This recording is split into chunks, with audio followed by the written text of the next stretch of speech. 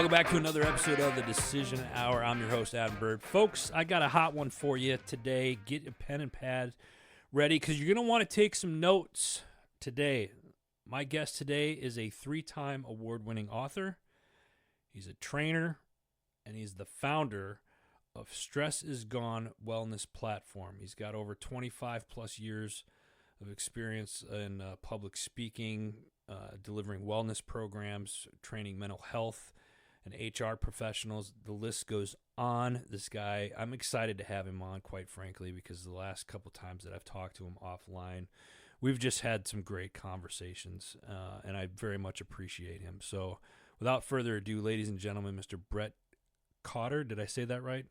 Yes, you did, brother. Brett Cotter. I appreciate it. So listen, let's dive into, before we dive into what you do right now, and for everybody, quite frankly, give our listeners a little bit of background about who you are. Sure. I was born and raised in Queens by a single mom. Got into a lot of trouble from like age 15 to 26. Got into a lot of fights, a lot of alcohol, some drug use. Just, my parents got divorced when I was 6. Yeah. So that was very traumatic for me. My father was like my hero. He was a Vietnam Marine veteran, New York City firefighter, could bench 500 pounds, like was my hero. Yeah. When my parents got divorced, he wasn't able to show up for visitation, right? It was, so he inherited a lot of generational trauma as well. His mother passed by suicide when he was a young boy. His father was an alcoholic. When he was in Vietnam, towards the end of his tour, his older brother, who was like his hero, a Golden Gloves boxer, toughest guy in the neighborhood, protector of him, Yeah. the guy he looked up to, Yeah. he passed away in a tragic car accident while my father was in Vietnam. Oh. So he wasn't able actually to get back to his funeral and burial. So long story short, my parents grew up around the block from each other. They got together soon thereafter, after he got back from Vietnam. And he had a lot of trauma. He joined the fire department and got caught up in that hurricane of alcohol and drug use that so many veterans and firefighters and police officers got involved in Harlem and the Bronx and in New York City. And that's how he coped with all the stuff that he went through. And then, like I said, when my parents got divorced when I was 6, he was gone for a while, and I was on the front stoop waiting for him to show up, crying. And my mother would come out, and I'd wipe my tears away. And that's where the fear of abandonment set into my heart as a young boy. And this actually brought me to my path. So the way that fear of abandonment manifested itself was in my first relationships with girlfriends and stuff. When I was 15, I became very jealous, and it became a pattern. And it was all around that fear of abandonment that was fueling my jealousy. So when I was 27, I got into meditation, and a crazy sequence of events brought me to a healer in Sedona, Arizona. And within 5 minutes of sitting down with this guy, the jealousy unlocked and released from my body. Like I felt it come out of my bones. And then the anger and rage came up underneath it. And then all the sadness that the anger was protecting came up and released from underneath that. I'm sorry to interrupt. Did you say this was through meditation? So when I started meditating, I had an amazing experience on my first solo meditation, and it opened up my mind beyond my wildest imagination. And then things started to fall into place. Like I started to feel like I was more in sync with the universe and my environment around me. Very soon thereafter, I got referred through a crazy sequence of events to a spiritual healer in Sedona, Arizona. Okay. And within 5 minutes of sitting down with him, I went to him because I was having these jealous rages with my girlfriend when I was 27, Yeah. and I wanted to fix it. So I sat down with him about my jealousy problem. Within 5 minutes of all those emotions unpacking, the jealousy, the anger, the sadness, finally what released was the fear of abandonment. And then the memory of watching my father and mother argue in our household, the one I grew up in, when I was 5. And it was the exact same way that I argued with all my ex-girlfriends from age 15 to 27. So it My, was a generation. Do you feel that it was a generational thing because it was something that you witnessed, so it was subconsciously taught?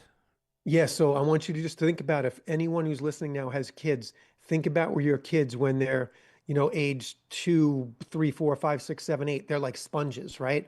Those are literally our formative years, right? So what that means is we're absorbing things from the environment. And I was Yeah. watching my father, when this memory surfaced within 5 minutes of sitting down with the spiritual healer in Sedona, Arizona, this core memory surfaced from my subconscious, from the cellular memory in my body. And I was watching my dad grind his teeth and clench his fists, and my mother was yelling wildly with her arms going and her hands going.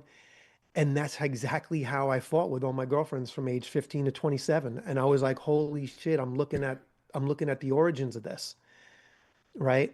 And if you take it deeper, one more layer deeper, the fear of abandonment that was coming through my dad in his relationship with my mom, that stemmed from him losing his mom when he was a young boy.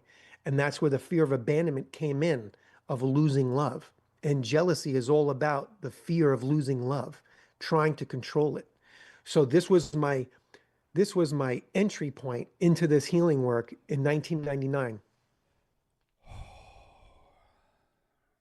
There's a lot that you said there. One, I gotta ask, how do you, for those that are listening or that have tried, how do you meditate? How do you get into a place of where you block out all the noise around you and you say meditate? Is it taking you to a like a parallel, I don't want to say a parallel universe, but is it taking you to, or is it just to where you're so relaxed that the cellular side of it is just coming out, like with breathing, that it's just coming out of your body? Great question. When we get to a calm place, our thoughts subside and we get a glimpse of who we truly are. The thoughts, the human ego is what's blocking us from who we truly are. So okay, I have to ask this question, Brett. But how do you get to that place? For listeners right now, that people are listening, like, well, I can get to there, but I don't ever get there. Did you ever play sports when you were a kid? I did. Growing Yeah. up? Yep. What'd you play? What was your favorite one? Oh God. My favorite one I'd probably say was basketball. Basketball. Yeah. Okay. What was your favorite type of shot when it sunk? What was the favorite type of shot? Oh, just Like a three just a 3 pointer, all net. three Just pointer. Okay. yeah, yeah. Now, how do you get to the point where you could make a 3 pointer? Practice. Practice. Okay. So for me, almost every moment is practice. During your introduction, I was closing my eyes and I was breathing deep and slow to settle myself for our conversation. I'm breathing deep and slow right now to be in the moment with you and everyone that is listening. So meditating to me is just practice. How do we, push the thoughts away like the clouds floating and then you see the sun with the backdrop of a clear blue sky? It's practice. So we could do a 3 minute thing right now. If you're up for it, Let's it'll do only it. take 3 minutes. Let's do it. For Cool. those that are listening, if you're driving, pull over and do this with us. Go ahead. Take it Yeah. away. Okay. So let's just touch any area in our body where we feel tension, especially if it's like near your heart, your solar plexus, or your stomach, wherever you normally feel it. Put your right hand there, and you could relax your other hand on your lap. Right. Okay. Close your eyes. Okay. Start breathing deep and slow. And I want you to use your imagination and just imagine that you're breathing into the tension. You're marrying the tightness with your breath, just using your imagination and just imagining the airflow is moving through the center of the tension within you. And now maybe you're breathing a little bit deeper, a little bit slower. Maybe you're feeling your shoulders start to relax. Maybe you're feeling the muscles in your face beginning to soften. Maybe your heart rate starting to slow down. Breathing a little deeper and a little slower. Really feeling the airflow coming in through your nose, opening up your sinuses, allowing each breath to come in and out easier and easier, allowing the airflow to unlock and release all the tension behind your eyes right now.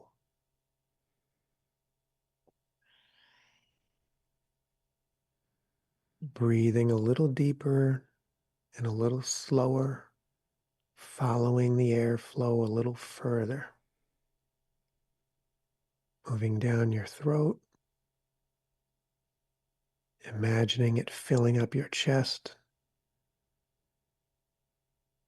unlocking and releasing any tension from the inside out. And taking a few final breaths, melting down any tension around the heart, allowing yourself to feel safe in every single part,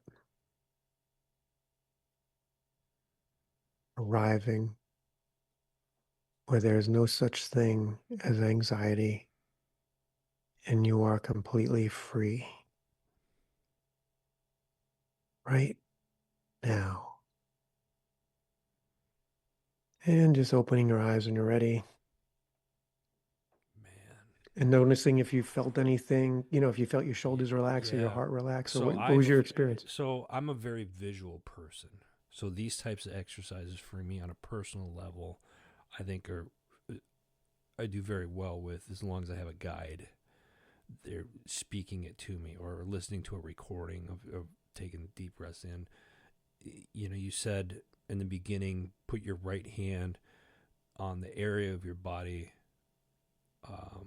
like in your solar plexus. So I put mine on my solar plexus, and then picturing the tightness or I pictured a intertwined, like, I don't want to say a cyst, but for visual purposes, I'll say Mm-hmm. like a cyst or like a ball, right? Yeah. That was there, and then when you went into the breathing aspect of it, like let the your breath go through the object. It was I could envision the air going literally through, like the object was there, but it wasn't there. And with each breath I took, the air as I exhaled was taking part of that object and releasing it. So the object with each exhale, the object got smaller and smaller until it disintegrated completely. And what did that feel like? Relaxing.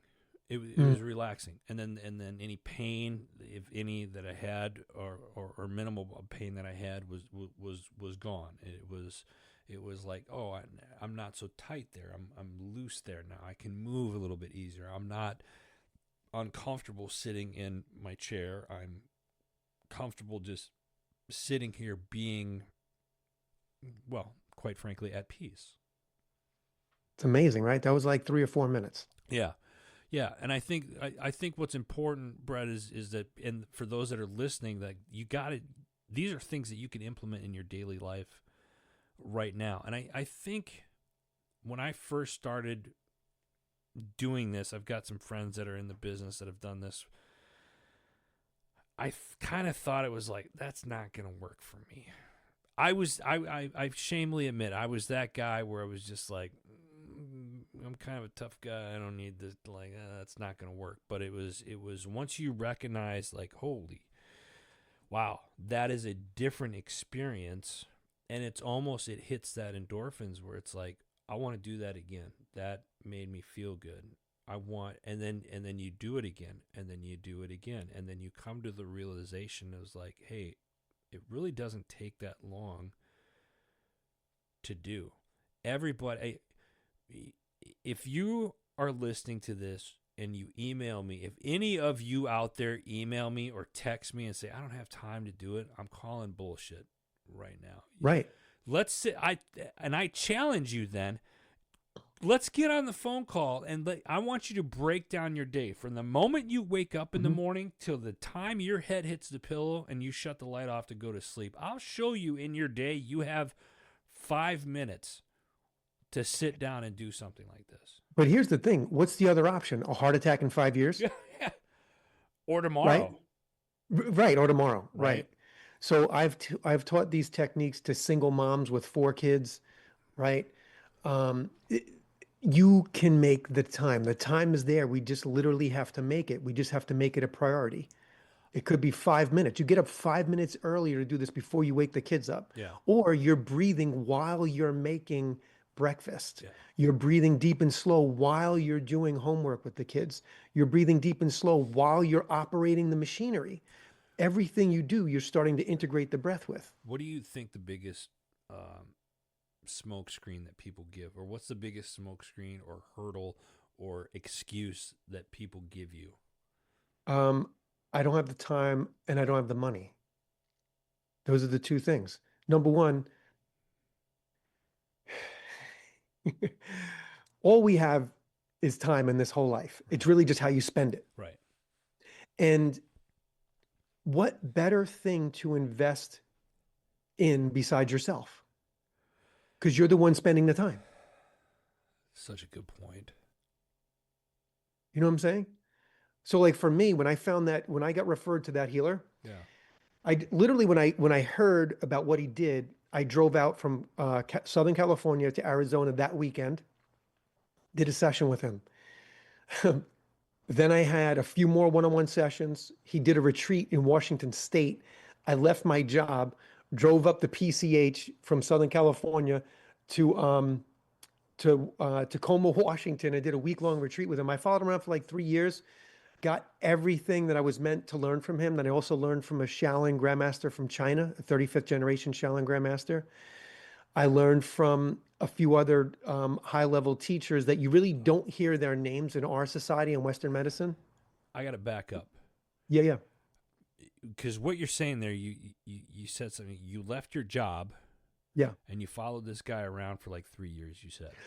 So I left my job about 2 months after I met him when I realized what else was in the world. Because Okay. that was like a mind-blowing thing for me that this even existed. Right. This kind of healing is kind of like work. So did you? Did you wake up one morning? You're like, I need to focus on this in life, and I'm going to follow this guy around. I want Yeah, to learn as much I as was I can. Is that where like there was a change? I was working at a very like you ever see the movie Boiler Room? Of course. All right, all right. So I was working at a recruiting agency that was like that. Like we were putting in like 70 hours a week. It was very high pressure sales. Um, right. And 70 hours a week is a lot to put in at a job. So after I met that spiritual healer and I started to realize like, whoa, what am I doing with my time? Like, what am I doing? So it was like 2 months, 3 months later, I left that job, took about 3 months off, snowboarded, did that retreat with him. And then I started another job that was a 40-hour week job, Yeah. right? Normal job. And then I was learning from different teachers for about 3 years. So it wasn't like I just left my job and followed So him you didn't around. just pick up. You didn't just pick up and go. Like you had your day to day. We'll say. Yes. Right. But then your, we'll call it side hustle Hmm. at the time Yeah. was learning and gathering the knowledge that you have today that eventually transferred you from your day to day into your in the quote side hustle becoming the full-time gig eventually. The main hustle. That's right. So Yeah. So I was like a senior manager and trainer in this sales company, left that and then got into this. And as I got the job that was like a 40-hour week job, I was a director then doing the same kind of work, but at my pace, the way I liked it, Yeah. right? Yeah. Hiring the people that I wanted, putting the business models into place that I wanted to use. And then my side hustle at that point was learning. I was like in a 3 year, almost like my own PhD program of learning stuff from the Shaolin Grandmaster from China, learning stuff from this woman, Viana Stiebel, who started this thing called Theta Healing. Then learning from other teachers, and then just coming up with my own process, my own method of helping people through deep emotional issues from usually their childhood or other traumatic experiences throughout their lives. And that was like a 3 year period. Then when I moved back to New York in 2003, then I went into Beth Israel Cancer Center, started doing sessions there, group sessions with cancer patients. And then it just started to kind of build and grow over time. I got a question. Do you find people that have, oh, how do I want to word this now? It sounded so much better in my head. Do you find that people that have any type of trauma as adults, does that trauma stem from childhood?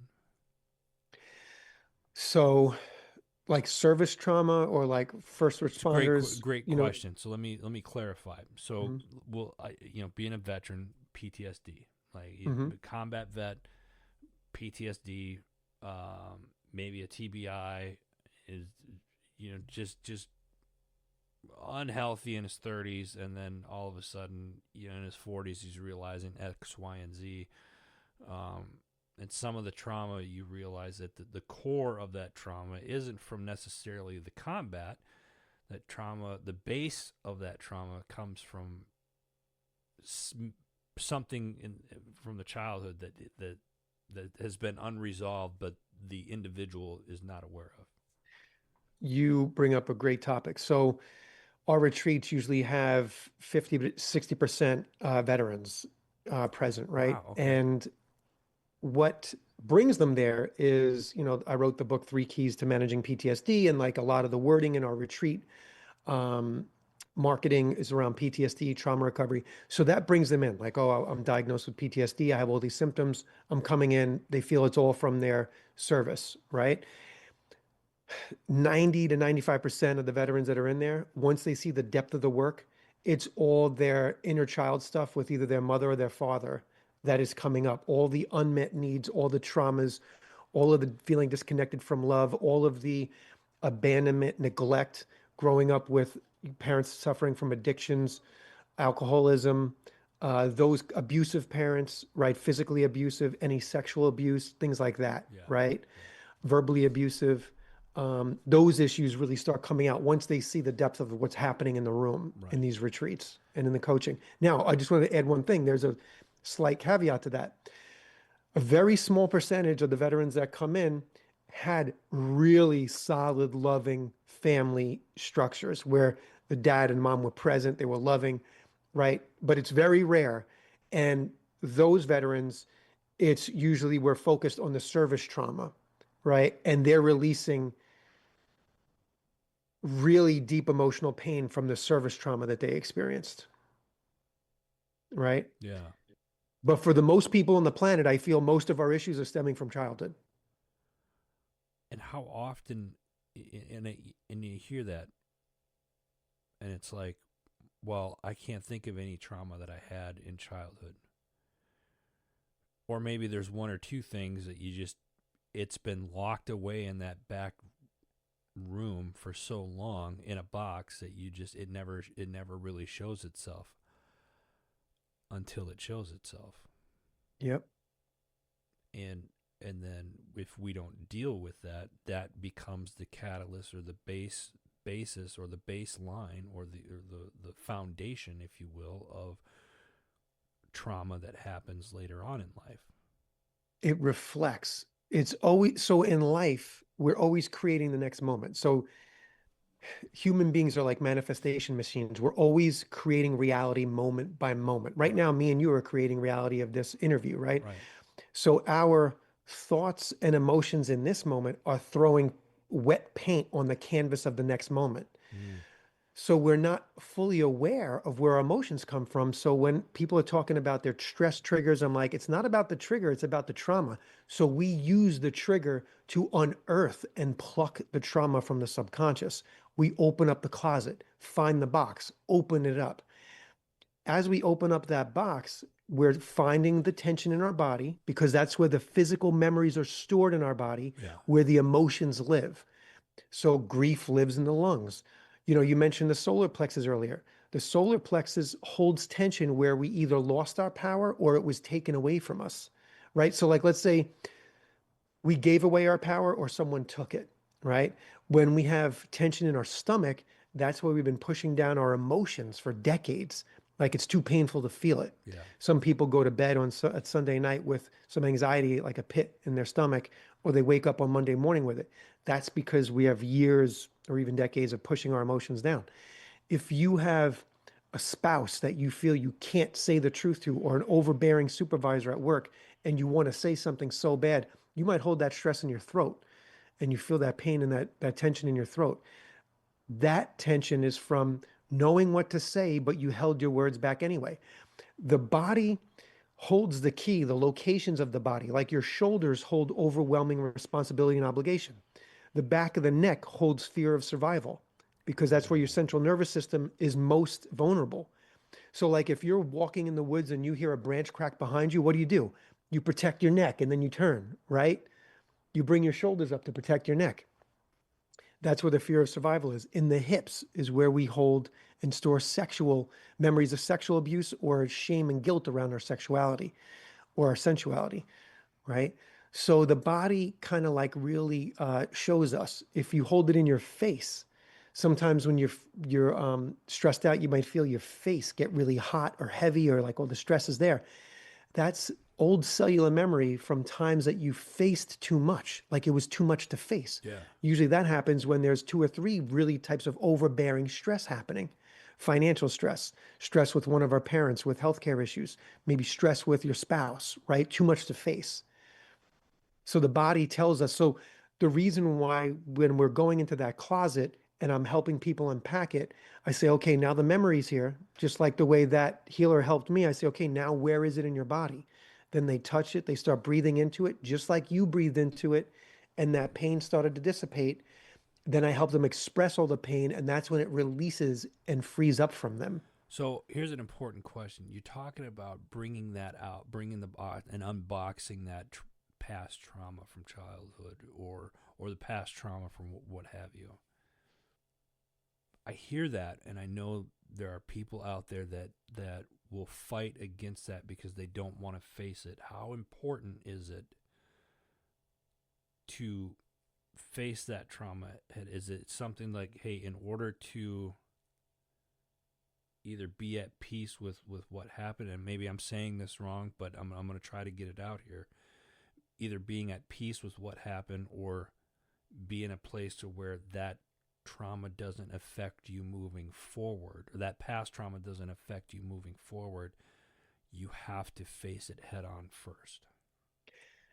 I feel that people change when the pain of remaining the same outweighs the fear of change, right? That's the only time we change.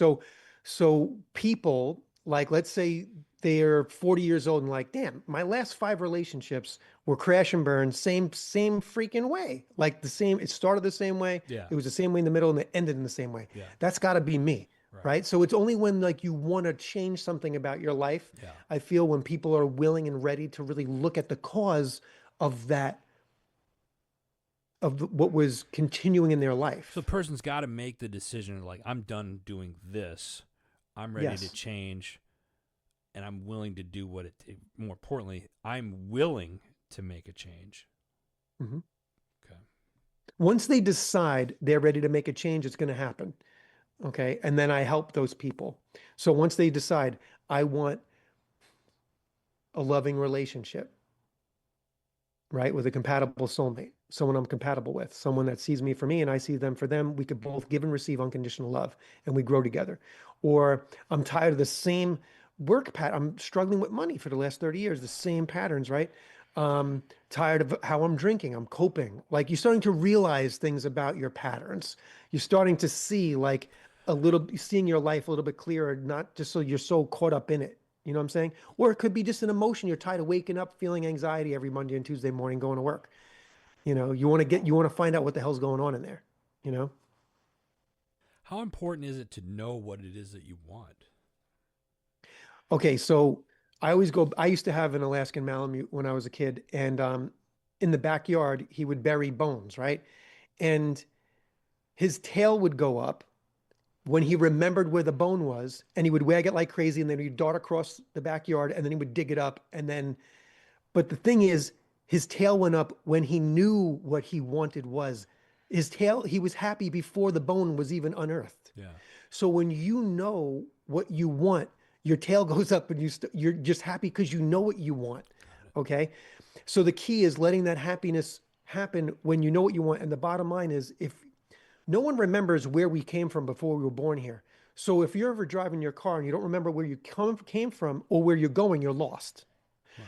So if you don't remember where you came from and you're driving your car, but you know where you're going, you're not lost because you know where you're going. Right. So I feel when you know what you want, you know where you're going because it's towards what you want. It's like the light at the end of the tunnel. So you're no longer lost as long as you know what you want. But if you don't know what you want and you don't remember where you came from before you were born here, you're completely lost.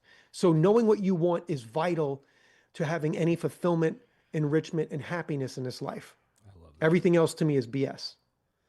So let me ask you this. I'm going to change the direction a little bit. Why is the world so messed up? So we're in a catch 22. Yeah. We're in a catch 22. So, but there's really like a number of things here. It's like we're in a catch 22, and also there's a few rocks there. So we're between a rock and a hard place. It's like, but there's a lot of rocks. We're at a very early age, a very early stage of human evolution. We feel like we're evolved beings. We are basically shaved chimpanzees. If you look at how chimpanzees treat each other in the jungle, how they treat neighboring communities of chimpanzees, and you see how we treat other countries, how we treat other human beings, Yeah. we are basically we are not much further than them. Aside from almost having identical DNA to them, we are still at a very early primitive stage of human evolution, and the proof is greed, war, all the pain we walk around with, and how we treat each other. Okay, now let me ask you this. If you could wave a magic wand, would you choose to love the folks around you? And, I mean, everybody, to just vibrate love? Or would you choose to vibrate survival? Because right now, human beings are caught in a stress cycle of survival. We are literally, that is the matrix. We're caught in a stress cycle of survival, right? So the rock and a hard place is we have a primitive fight or flight reaction. We have all of our core traumas from childhood Right. that reverberate throughout our lives. So we get stressed out. If we got bit by a dog, a German Shepherd, when we were 5, all the dogs that are running towards us, we automatically go into a stress fight or flight response. So if we had issues with our mom growing up and we said, I can't trust her, guess what? You can't trust your wife. You can't trust, all the female supervisors or female colleagues, right? It just reverberates out to everywhere. So the rocks in our hard place we are in a very primitive state, early stage of human evolution. We have an archaic fight or flight system running our stress reaction.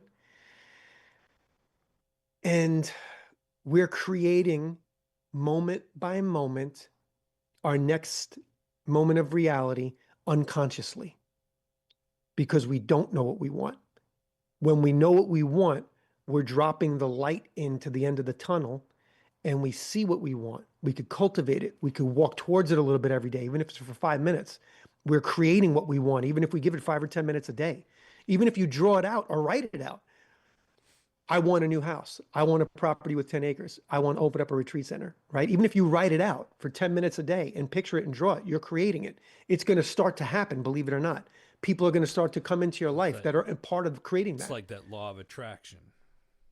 Yes, in a sense. the thing is, the world, the more we are fixated on all the stress in the world through the media and the news and social media, and we're watching all this stuff, our cells think it's happening in our living room to ourselves. Your cells don't realize you're watching someone else's experience on social media. That's why when we go to a movie theater, We're watching a horror flick. We want to jump out of our skin because our cells don't realize we're just watching a movie, right? So we have to mentor the emotions in our body to help them realize it's safe to love again, to bring us out of the fear-based reality that we are trapped in. That's why the world is so screwed up. We're trapped in a fear-based reality. I can hear people that are listening to this right now. I got a smile ear to ear because of what he just said. Because it's like how many years have I been saying this is Matrix? Like Oh yeah. it's a psyop.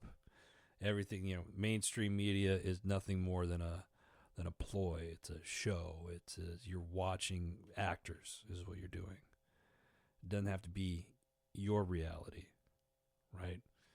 I Great love it. point. And then Yeah, when you start taking ownership that you're projecting everything you see in your reality, yeah, moment by moment, then you could be like, oh, wait, hold on. I'm also the writer, yeah, the director, yeah. and the star of the You play. start seeing what's really going on, and then you start putting if you choose to start putting the puzzle pieces together, you start to see the actual picture of what's really happening out there and not within. You can Then, differentiate the two. right. And then they take it even a little bit deeper. Have you ever seen a kid play this game called Minecraft? Yeah, yeah, Okay. You see how much fun they're having just making stuff with blocks, just yeah, building their own yeah, reality? yeah. We literally can do that if we focus on what we want. The only shot we have at breaking out of this fear-based reality is knowing what we want, starting to get in touch with our soul's purpose. When you ask yourself, why do I want that? And then you start living from that place of living out your soul's purpose. Now you're living Mm-hmm. life on your terms, right? Almost like when I left that first job that was 70 hours a week Yeah, and I started pursuing my passion. I was still going to work. I still had a job, but it was a 40-hour-a-week job, right? It was on my terms, and I was pursuing my passion, right? And then eventually my passion overtook my life until I ended up meeting a woman that became my wife, that she shared these passions, right? She's an acupuncturist, a movement facilitator, journey dance facilitator. Like she shares all this stuff with me. And then it started to, like Minecraft, create in my life. Now we're at a stage where we're looking for land for a retreat center. We're just playing Minecraft. It's just not as fast as the game that our kids are playing. I love that. It's more of a slow moving masterpiece, I love it. right? The key to melt down the matrix is to go inside of you, just like when Neo jumped into Agent Anderson, I think his name was, right? And he went inside and he melted him down from the inside out. Okay. So it's opening up to the light that is inside the heart and letting love melt down the matrix from inside of our bodies so that we then feel safe enough to just be and then start to come from the light. Do you ever find somebody who expresses their wants and either hasn't figured out their purpose, or have you and vice versa, they figured out what they think their purpose is, but they're for some reason they feel like they can't have what they want?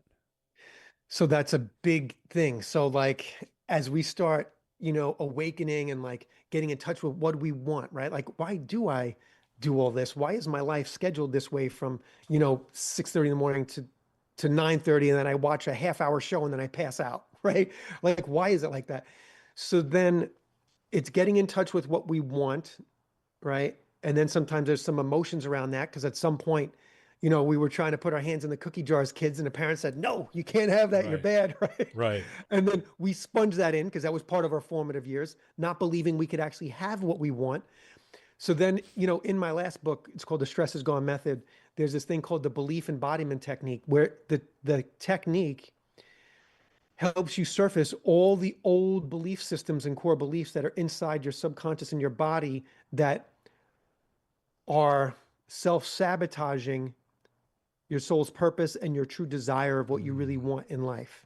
So once we release all that, then we anchor in the new core beliefs that I am enough, there is enough, I can have what I want. I already am what I want. I already Right. have it. I have it inside. I want it so bad because I already have it inside. And now I want to see it on the outside. Right.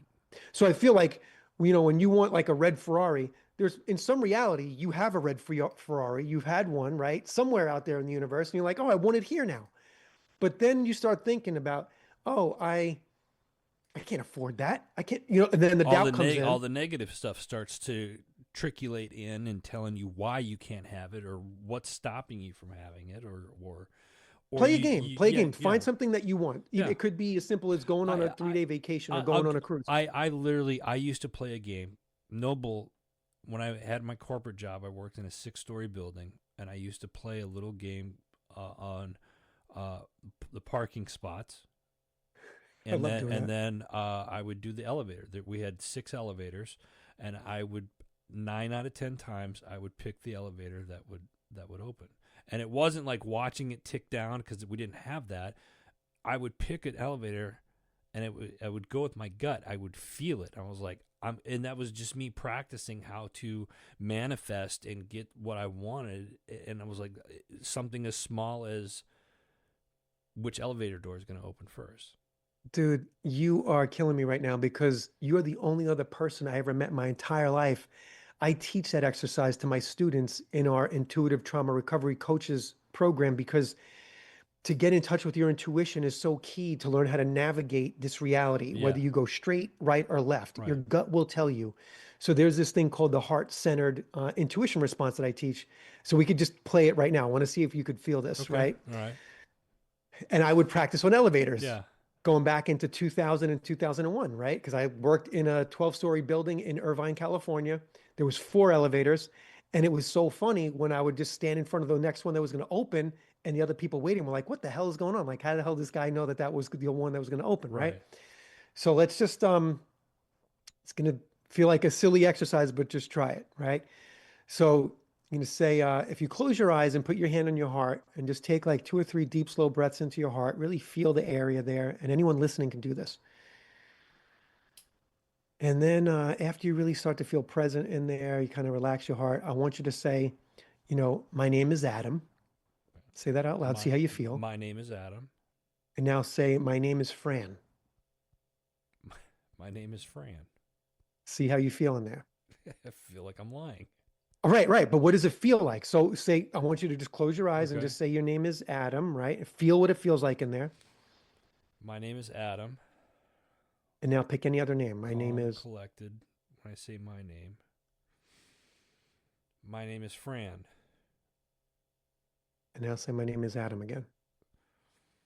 My name is Adam. Do you feel any difference in your Yeah. heart? So again, visualizing, right? Yep. So picture the heart, Hmm. right? You say your name. My name is Adam, and there's a calmness. There's like an aura. There's actually a sac around your heart. For those of you that don't know, there's a sac that protects your heart. Or that's literally around your heart. Look it up. Don't take my word for it. You can Google it. When I say somebody else's name, that sac gets inflamed. You get an uncomfortable feeling, almost Hmm. like pericarditis or something like that, where it's a Yeah, yeah. sac, the inflame and it rubs up against when your heartbeat rubs up. It's an irritating feeling. So it's kind of Hmm. like that when you say somebody else's name, like my name is this. I'm lying. That sac gets inflamed, and you feel a little tension or you feel that little chest pain. And then when I said my name again, it deteriorated and went away. I was calm. It was relaxed. It was at peace. It was where it was supposed to be, centered. You're so great at how you describe things. It's like I could see it the same way you described it. So a lot of people that I teach this to, sometimes they'll feel it like their heart open and then their heart closed. Wow. Some will feel like a strength in their heart. Mm-hmm. Some will feel like a weakness happen, Yeah. right? And so I teach this to the students in the program in the beginning of the course because it's important to get in touch with your intuition. Yeah. And you could use that technique not just for the truth of your name, but what's the best way for me to go? If you're at a fork in the road in your life, what is the best job to choose? What is this one or that one? Right. Or is this which supplement is best for me? This one is best for me or this one's best for me? When your heart opens, you grab that supplement. When your heart closes, you don't grab that one. Right. Right? So we use that technique after we develop it and practice it to figure out where the true pain is inside of our clients. This is with their mom, their dad. This happened when they were 7, 8, 9. Ooh, I got strong when they were 9. Okay. So then you would ask your client, hey, did you ever have a major issue happen with your mom when you were 9 years old? Oh, yeah. So we use the intelligence of the heart in the intuitive truth response to kind of uncover deep subconscious issues. That's very interesting. I want to get into that here in just a second because we're coming up on time. I want to make sure Mhm. that we get this out there. Where can, those that are listening and they want to follow you, they want to get in touch with you and see, and we'll get into some of the services that you offer. Where can people find you? So stressisgone.com is the home base. Okay. Stressisgone.com. So we have our coaching, our retreats, our training, our mentorship programs there. If you go to Instagram, we're on Instagram on a weekly basis. We have a ton of great stuff there, shorts that go right to the point, 90-second videos that really hit some key topics hard, and we get right to the point. So that stress is gone on Instagram. Then on YouTube, we have like 65 of those meditations that we did earlier in our talk today. We have a bunch of public speaking engagements where you could see how I explain certain things, what's happening in the world, what's happening in our bodies, how to break free from it. We touched on some of that stuff today. So stressisgone.com, Instagram, stress is gone, and then stress is gone on YouTube, and then also Brett Cotter on LinkedIn. What So kind those are the of best ways to get at me. what kind of services? Give us a couple of services that you offer. That people, is that something that people could just go in and they can sign up, or Yeah. do you have retreats coming up? Tell us a little bit about some of the stuff that you offer and Yeah. anything coming So up. the first thing, if you go to the website at stressisgone.com, we have a free gift. It's 3 videos that I guide you through with a printout of one of our best techniques called the anxiety freedom technique. So I teach you how to use that. So it shows you how you could release deep anxiety in 3 minutes or less when you get good at it. That's probably the tool that I use the most. Okay. If we have like a lot of family stuff going on and I can't sleep at 2:30 in the morning, I'll go on the couch and do that, and I'm out like a light in like 3 or 4 minutes. So that technique we give away for free. Then we have a $15 a month membership where my wife and I we teach every day at 9 a.m. I do meditation 3 days a week. She does movement 2 days a week, and then I do a workshop once a month. So that's a great bang for the buck. And then we have coaching, right? Our members get half off coaching. 1 hour with me is 125 when you're a member. And again, I think it's worth its weight in gold because we go right to the core issues and we unpack it from the old memories and the tension in your body. So you're set free to pursue your passions. Then we have a family coaching package, couples coaching, and then the retreats. The retreats are just amazing. We have a women's retreat coming up March 27th in the Poconos at the Himalayan Institute. We have an amazing experience happening there with we do 2 deep emotional healing sessions a day, but we also incorporate deep meditation called Yoga Nidra. You lie down for an hour and I guide you through a deep 1 hour meditation where you pretty much are meeting your soul. It's a really incredible experience where you open up, talk about breaking out of the matrix. You are kind of like taking a magic carpet ride through the universe. It's a really beautiful, amazing experience. And then we dance. We have a drummer coming in from Nigeria, Oh wow. who's part of an amazing band, Michael Franti. I don't know if you're familiar with him, but it's very high vibe, reggae, fun music. We have the best movement facilitator in the world. Tony Bergen's coming in. She founded Journey Dance like 30 years ago. So we bring together, and we also have an amazing sound healer that comes in with like 6 gongs, 30 bowls, Oh wow. amazing healing through frequency and vibration. Yeah. So we kind of like, I feel, hit on all the main Yeah. core things in our retreats, as far as the modalities. The only thing we don't do, we haven't gotten into any plant medicine stuff. And the only reason why is because this works so well. The formula is, to me, it's miraculous because it formed miracles in me, right? A guy Right. that was getting into a ton of trouble, having a ton of issues, and then turning my life around really quickly through this work, through finding that unconditional love in my own self. So that's really what I do for people, is create experiences where they find the unconditional love in their own heart, their own connection to love, so that they're not putting that responsibility on a future girlfriend or a boyfriend or a spouse, someone else. The love's in So you. they can have a healthy relationship, not only with themselves, with the people around them moving forward. Right. Think about how much less stress your relationships have when you are giving yourself what you need. Yeah. You're meeting your unmet needs, so it's not on your partner. You know, it's a game changer. Stressisgone.com. Make sure you get, if you're listening to this, open up another browser, reach out, get in touch with Brett today.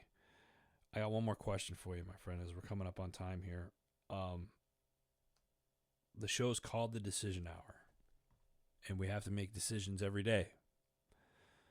So name a time in your life where your feet are on the line and you have to make that decision. What is it, and what's the atmosphere like at the time? Oh my God, there's so many times. I mean, I feel like my life is constantly coming up on forks.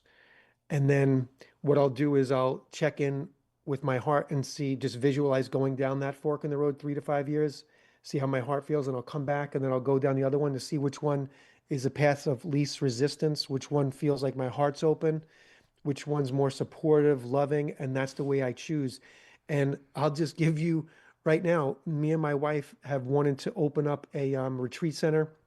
We sold our house um, a month ago, right? Not knowing where we're going to live, right? The retreat center wasn't there. We've been looking softly for a year and a half, Right. but the right offer came in for a house. We took it. And then all of a sudden, our in-laws were like, hey, we're in Florida for 6 months. Just stay at our place in Queens, in New York. So we're staying at this amazing high rise in Queens on the 22nd floor overlooking the Long Island Sound. And my son is 10 minutes away. My mother's 10 minutes away. And I haven't lived this close to her in like 30 years. It's just amazing. And now we're starting to see some of those retreat centers that are in our price range and some investors coming in to even help us. So our goal is to have the land and all that stuff by summer. And now, because we just surrendered and are walking the path of least resistance and surrendering and walking in faith, the game of Tetris, the game of Minecraft is starting to happen around us, you know? And it's just being in unison, working with the universe, That is surrendering that and working with the universe. that is so exciting to hear. So exciting to hear. I hope Brett, that answered your question. it does. It does. Thank you for sharing that Mhm. with me and the listeners today. We are up on time, Brett, and I want to say thank you again for everything that you do and for your time today.